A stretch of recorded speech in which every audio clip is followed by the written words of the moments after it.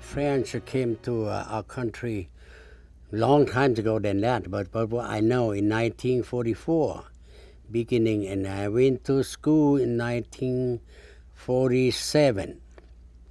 So we beginning with the Laotian first, and then the fourth grade, and then continue in French. And they have some Laotian teacher, the Vietnamese teacher, because the Vietnamese are so advanced in French, and they pay for those to teach us French in Laos too. And yeah, it's a long story, because a colony country, and that's very difficult facing us in Laos. I don't know Vietnam or Cambodia, but in Laos, most of the teacher, they work very hard. After 8th or 9th grade, they can write fluently in French, and we call second languages as French. And after that, we continue a little bit in English. After 1961, that's too late, yeah. Or the King, Royal Army, and mostly the country, when you create the military had to base on your population, because the population, Laos have 3,500,000 that time, and our army had to have just only 35,000 army, and I was in the 35,000 army. And in that number, you cannot go up than that because based on your population. Based on population, same thing this country, in the army. And during that time, we don't have conflict for each other. Still be good. Vietnam and Laos and Cambodia still use the French money, and not really like after 1960. The CIA involved in Laos. That's different, completely different. 1960, we had to fight against the Congolese troop and the Vietnamese troop, place to place until 61. And 61, I'm lucky and I speak some English, and they call me General Direction. So the CIA put me to guide most of the American plane to do not get shut down very quick, because I know very well the map and I know the country, and I guide them to the right way and make sure where is the friendly and where is the enemy. So when you shut down, you have to make your airplane turn to your friendly area so they can pick up you and save your life. Helicopter can come in to pick up you. And those are very, very safe for most American pilots. Almost 8 hours a day on the air with the American CIA pilot. And in 1964, so I had to involve with the Ravens. Raven and I had to fly the same airplane. Even I was a backseater for him, and he was pilot for me, but when the backseater and the Raven crashed, two have to die. Many of my friends die with the Ravens. Many backseaters die with the Raven. And many cannot find the body until now. And so many that facing a lot of experience. And I was the chief, at the backseater. Who want to come to be backseater had to training from me, at least 2 weeks. No, for sure English had to speak brokenly, but had to make sure understand with the pilot, and also had to know understand exactly with the ground troop where is the enemy and where is the friendly, to make sure the pilot do not shut down and go landing to the enemy area. That's why to save most American pilots say as life. I myself rescued 104 American crewmen sent back home to United States. And that's a sad story. Yeah, it's a very sad story. 104, including the crewman, pilot, and co-pilot, everybody. All my life, almost, 15 years in Long Cheng, Start 1961 until 75. But 68, I got shot, rib in my chest, come to my throat here, and blood had to throw out from my mouth because hit my lung, anti-aircraft, the Vietnamese anti-aircraft. And I, lucky. I call him, Sam, I got shot right now in my right hand. He wake up and quickly and hold the airplane. I still remember I told him that a egg rocket with the small rocket, we had to shot all the rocket, make the airplane go climb faster. And you have to go 8 to 9,000 feet. Otherwise, we get away from the AA, anti-aircraft. I use the military. Okay, AA, mean that's anti-aircraft. You follow me that one? Okay. And he climbed, I heard that he shot all the rocket to the army, and then he climbed to 8,000. We say, Peter, I want you, don't worry, and now we at altitude at 8,000 feet, almost 9. And the fighter coming to escort us. And then after 5 minutes later, helicopter, Charlie Green, that's during the CIA war, we have Charlie Green. Helicopter, I mean, the H-34, the helicopter, no more helicopter, that's so simple. But the Charlie Green, different. The Marine Charlie Green, they had to dive very fast, 10,000 feet to 0 feet to the ground and pick up the pilot vertically, not horizontally, Or sometimes you have to drop the big bomb, smoke bomb, and make the enemy, camouflage the helicopter, and nobody see the helicopter, so nobody can shot the helicopter. And finally, when you hear the sound up, the pilot already go to the sky. We call sky, And we saved most American pilots with the smoke bomb. I myself saved more than 10 times to rescue the American pilot. One time, 6 pilots alive. The helicopter burned out, but nobody died. Get burned a little bit, but it's safe. That's an Air American pilot. The Secret War, they say Air America, but those are CIA pilots over there. And they called Washington, D.C. to me that, did the Hmong rescue any Air American pilot? We don't think so. I say, yes, I myself. So many. Not 104, but 104, including Continental and the Air America and America. Because those 2 companies set up in Laos, that's the Secret War. And so I remember that I rescued a lot of Air Force, Air America, Air Continental, and sent home, including 104 crew member. At night, daytime, nighttime, all my life is a danger. Sometimes at night they still wake me up. I say, what the hell, no radar this area. No light in the street. One time Vang Pao had to use the jeep, the car, and to point to light for me to landing. One time. Only one time in my life. Because the airstrip had no light. To make sure Vang Chou and Arkanalus can landing straightly to the airfield. So when we landing, our engine quick because too cold at night. And we hit by the rock too on the street, on the airstrip, so.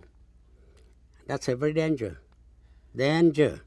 One time I had to upside down.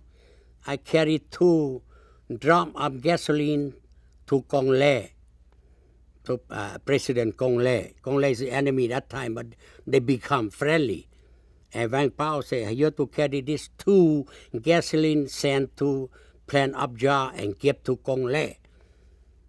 The way come back, the airstrips very brand new, they disking and they repair the airstrip.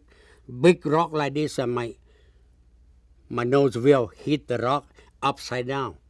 and they had to chop me up from the from the airplane because the wing go like this, and I decided, so I had to go to the ground.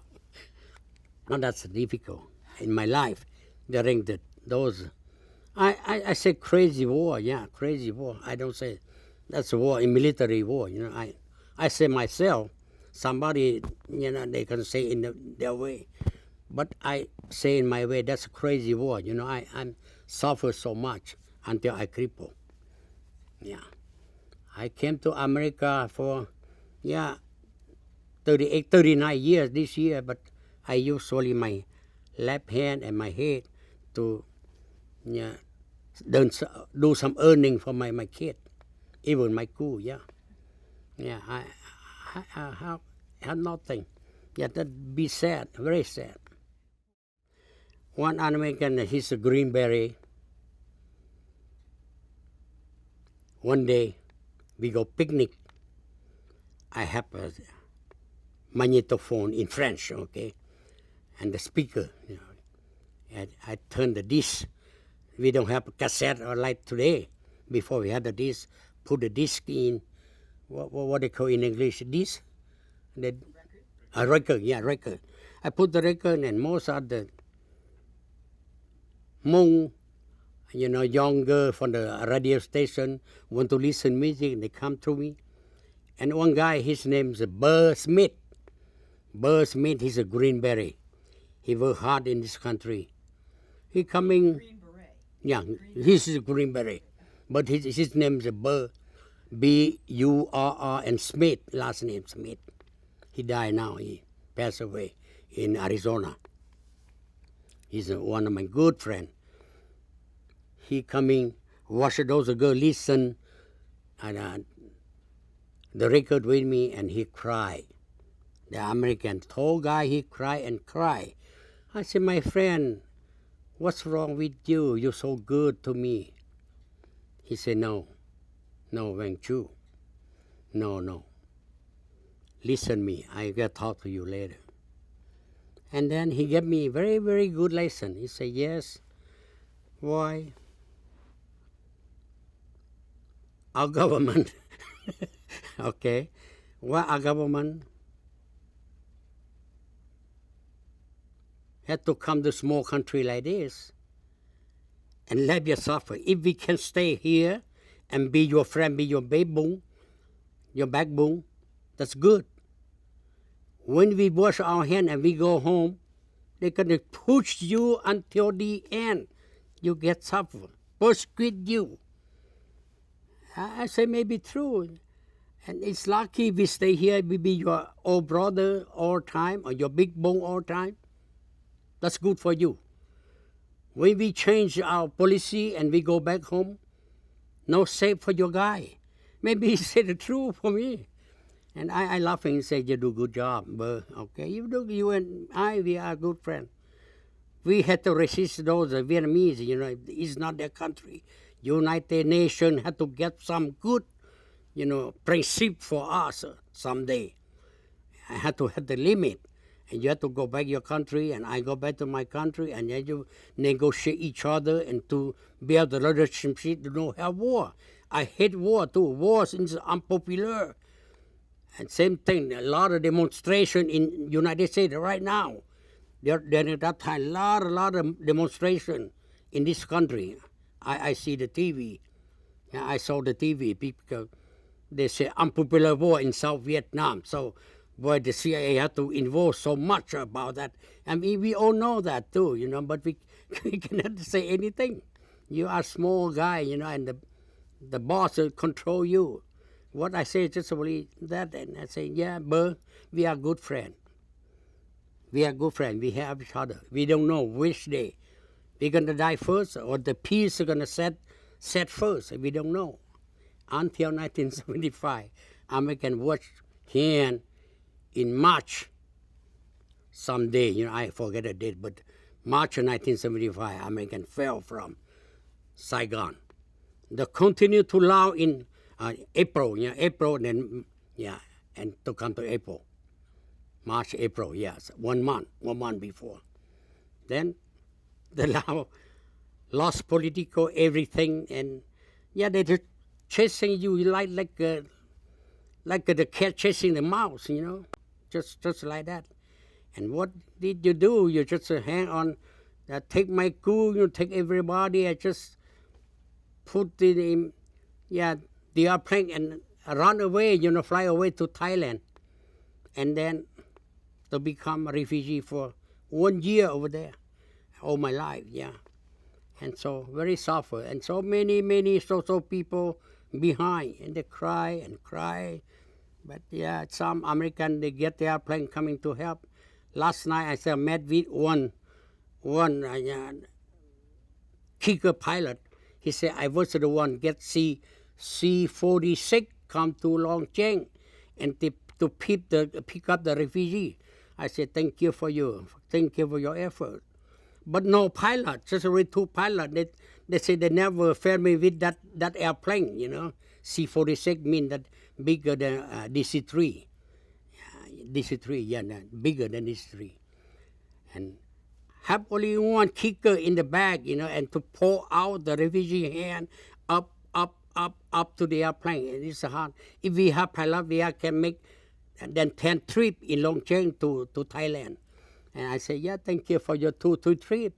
2 to 3, let me say, couple hundred people already. A couple hundred. I met him last night, yesterday. His name is Som Chai, the Thai guy. The Thai guy, an American pilot. General Adaho, he used that airplane to come to help the Hmong in Long Cheng. And Bele in Udon, but Bele have nothing because he is belong to the Thai border pilot. Police, police, Bele. But General Adaho still belong to this country, and he become general.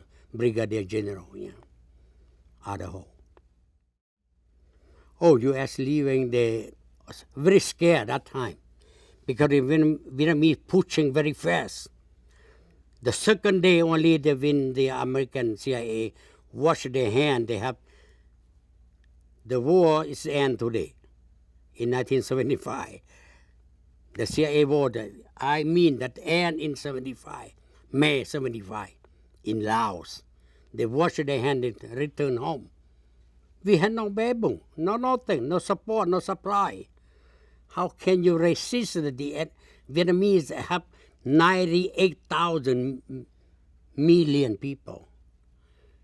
And we have 40,000 Hmong over there.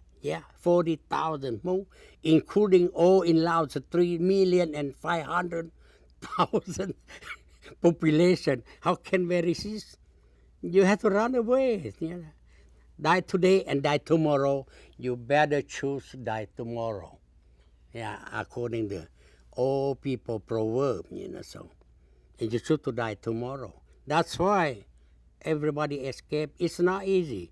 No one want to come to become refugee to other country, but if you don't go, you die, and you choose which one you die. And the refugee always talk, that's true, but nobody know exactly the word that how much they suffer. If they leave, they die. They die. They die by slowly, they die faster, The smart people, they are killed facing you. And the social people, they getting, they punish slowly. You are human being in Laos, but you have to red light the communist regime. The communists, they like the same color like them, and then they can use you. If you use same corn, but your kernel is white, your kernel is yellow, and not red like them, they don't like you. What our experience in the country. And that's very, very true. They have to make them brainwash, they call, in this country. I said they make them brainwash. And those people don't like brainwash or, put in the concentration camp until they die. The minister, prime minister, all over, and the colonel, general, all kind of rank, and who served in the Royal Lao Army before we are king and queen. those countries. Now Thailand and England still have king and queen. And Laos, we had king and queen too. And so they had to punish until you die. You die by nobody know. Yeah. One of my uncle died at the concentration camp. He's a big rank in the government. Yeah. They catch him, they arrest him and send everybody, every big authority in Laos in the rights to the concentration camp to brainwash, and they had to die slowly. Same thing like the Holocaust, but not big number like that. Yeah. Same thing like the Holocaust. And Stalin and Lenin, they built their system in that way. Yeah. Same thing like the Chinese died in Nanjing, in Chiang Kai-shek village. Yeah. You read about that. I read about that too. Yeah. One day by 1 week only they die by 500 Chinese. That is Japanese cut the neck all over. Those are crazy war. Yes. I ever thought to myself, that's a crazy war. Yeah. After CIA war, they call that Hmong pro-American a lot. The Hmong pro-American lot. That's a true story. You're not going to save if you become a Hmong. You're not going to save. They could slowly get you someday, sooner or later. I guarantee, okay? Even now, go and study in Laos. Yeah, they say nice, but over here, it's not like that. Yeah, Hmong were the group that they want to pour out the root and burn all over. That's what they scare, and they escape to this country. Please apologize them. Please excuse them. I left Laos and the military all in Laos in the government because I know some in the government. We work close in the government. We know that we failed politics, and the Americans are our good friend, but they pull back. They wash their hand. We have no backbone, no support, no supply. You stay, you're going to die only. You have nothing. You better run away. Better, as State Department open the door wider and wider. And then the first time they don't open the door in Washington, D.C. But a guy whose name is Ronald Rosenblatt, he's worked to open the door for us. He came to the camp. They talk in French. I know some French. I listen. I use my pen. Right down outside. And the director of the UN, United Nations, came too. He came to, hey, Rosenblatt, you go back to Washington, D.C., you Americans have to sponsor more Hmong than other country, okay? Because you the CIA involved in Laos and train most of the Hmong. Use the M16 to the Hmong, use the T-28 to the Hmong training, and Hmong, now you go home and the Vietnamese can punish them, persecute them, and no good.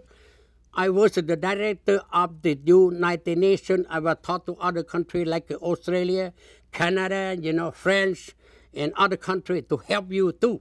But United States had to sponsor most. The first quota number, we got 11,000 right away. 11,000 refugees to resettle in America. But so people, they don't know. But Washington, D.C., they know. They know very well, Washington, D.C. Most of the Congress, they know. They know for sure. They study this. And so the first group, we got 11,000. Then the door opened wider, and then, finally, we come to a couple 100,000, and now the number go up to 350, 370, Just like that, a small amount. But if you leave, like I say, yes, no people should die today, and tomorrow I have to should die tomorrow. Oh, cross Mekong, that's a big story. So many people sink down to the water with what they call the clack, and the rubber ball, and some bamboo in over here, and just go like that. The people never swimming before.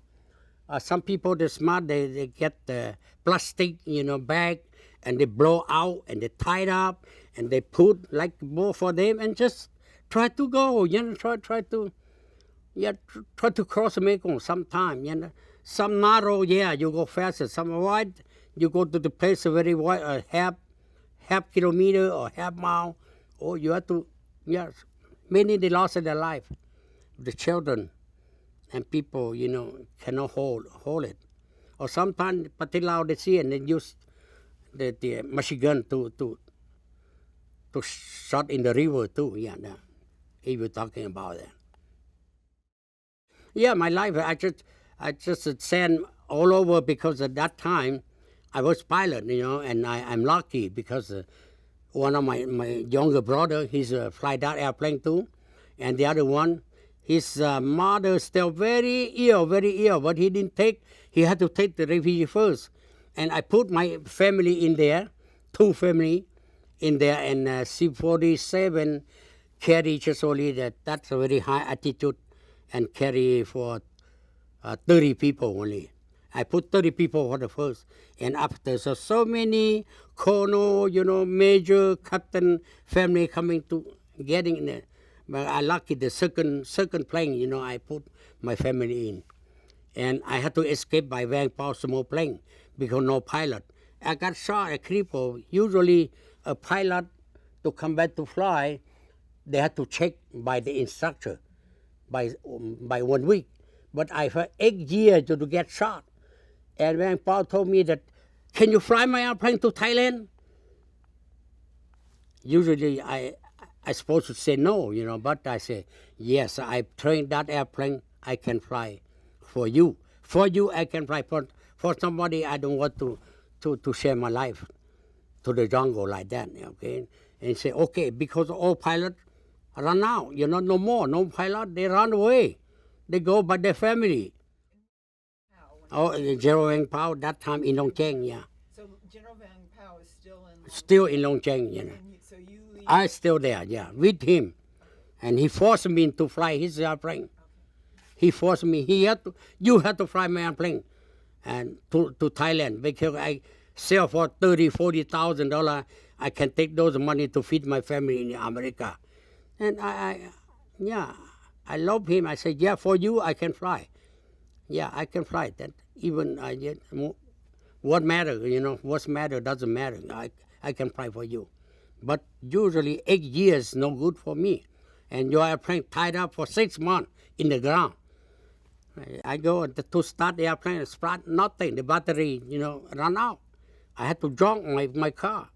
I had to cut the cable, wire cable, and plus minus to my battery and to jump to his airplane. But finally the airplane propeller turned off. But I look at the gasoline just only that much. I make sure that 1 hour and 40 minutes. But Thailand, I had to take at least 1 hour and 55 minutes in the map, So I said, I go. Never mind. In the rice field and the highway, if I run out gasoline, I had to make a forced landing to the highway because I training, a lot of forced landing, military training, So. And I said, I take your airplane. And I escaped on the 13th May 1975, and my family had go ahead on the 11th, the 12th of May already, 2 days, 1 day before me. In a plane, 3. Who went with you? One mechanic, because I want the mechanic, you fix this airplane. If you lie me, that the engine still good. If the airplane something happen, you and I have to die together. I take him too. I put him too. And one of my cousin, he's a superintendent. Okay, sit in my bag. Don't worry. And if I die, you have to die too. Don't worry. So we escaped by very, something. I don't know how to make sure in English, but if I die, everybody die. And he trusts me. He said, I'm so scared to cross the jungle by foot bear. I have to go with you by a plane. I said, by plane, you have to sit down quietly in the back. Don't want anybody see you. They see you, they're going to shut you down too. Because a lot of soldiers, they want to escape. They have nothing. They have to escape by truck, by car, by barefoot, all over. Yeah, with so many. To Udon, yeah, to Nampong. And finally, I decided to landing in Udon. The other two guys blame me. How do you know Udon? I say, I trained from that airport. Don't bother me, please. And then I calling tower control and make require for landing, emergency landing.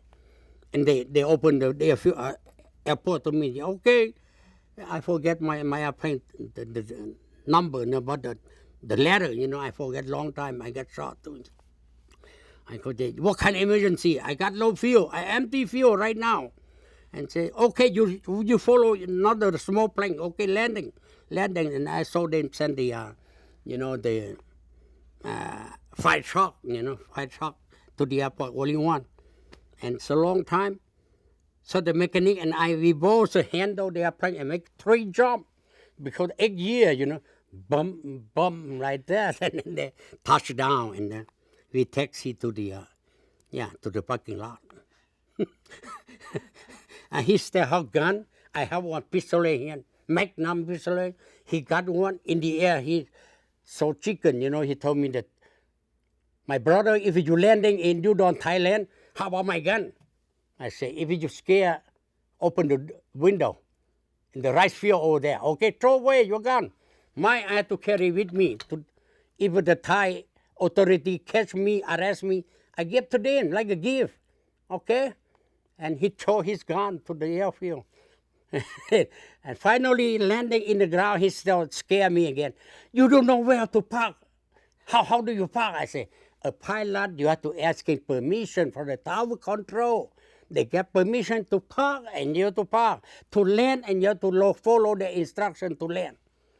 And finally, I can land, I can park.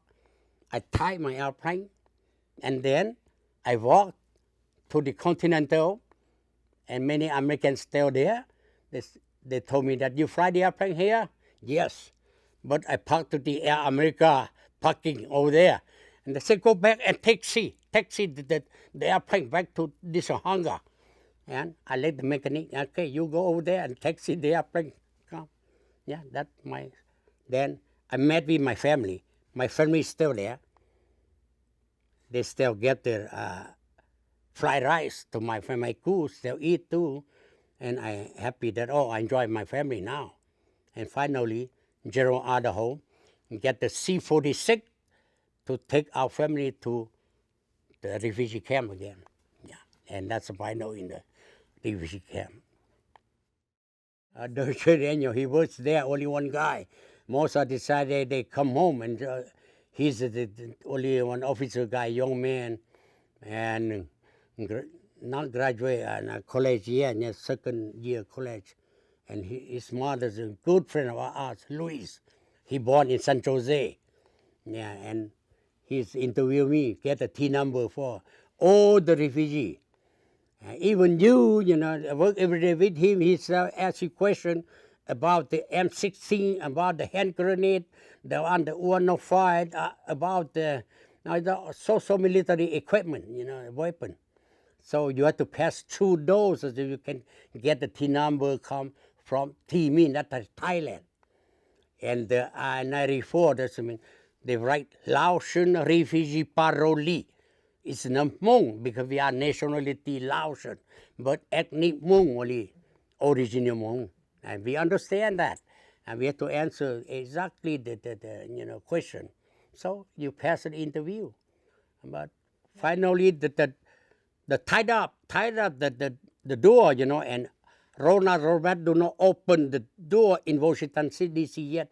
They get just only the Laotian refugee, not for Hmong the first time, When Ronald Rosenblatt came to D.C. and the war opened wider, so they get 11,000, like I just said, And we get in the 11,000 number, so we can come to this country. What I saw, just only that. They're very friendly. Sometimes we ate lunch together. We fry fish together. Yeah, and yeah, we have party to each other a lot. Yeah, and Louise told me that my son Jerry born in San Jose. I came to Montana. I met with his mother, Louise, and Louise is a very good, very old lady with her 5 dogs in the trailer, not even mobile home, but the trailer. She got 2 trailers. She live one, and 5 dogs live one. Mostly they train me and my wife to eat the good hamburger because she's supposed to train us. He said, "Well, Chou, I have to train you to eat the good American hamburger. Otherwise, you don't get good American hamburger."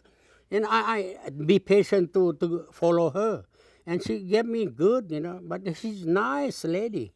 Every day he went to, when Cherry died, it's an accident by gas, they say that.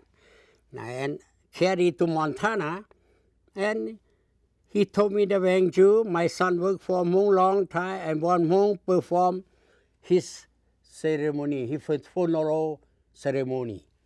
And my uncle and I, we come back from Spokane, Washington, to, perform the ceremony for Jerry funeral in Missoula, Montana, twice.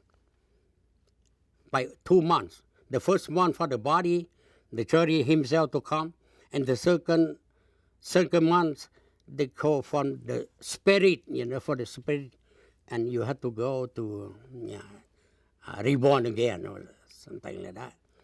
And I know that today one group still go to see Jerry, grave in the cemetery, I think, today.